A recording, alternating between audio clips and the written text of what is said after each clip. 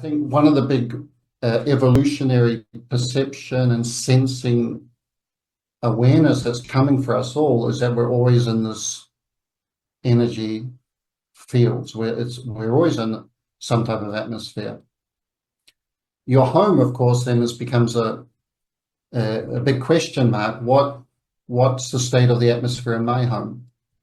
And the atmosphere is generally a result, not only, but it's generally a result of the processes that have gone on there.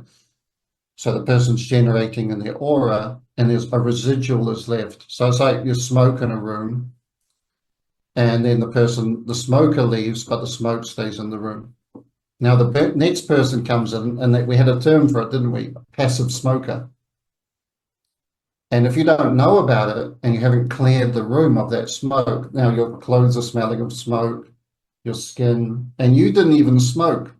It might have been you, but maybe you didn't even smoke. You just walked into it subsequently. Now, what happens if there was 1,000 people? This was one of the challenges going to Peru. There's a way to approach sacred places to avoid the mass-produced energy field of all the tourists. Because unless you approach in a special way, you're not going to get that originating signal that was left there. For the home, for our own home, we're conditioning it by our processes, but then it's conditioning us.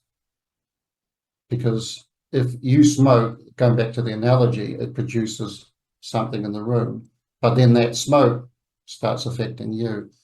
So if I travel, for example, with my lady and we go to some bed and breakfast, the very first thing I'll do is clean the atmosphere, because I don't know if the people before us have been fighting, have been depressed, have been anxious.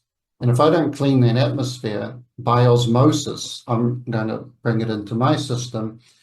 And the tricky bit is if I absorb the energy of depression from some atmosphere, for example, or anger or irritation, I'm going to translate it into my own imagery.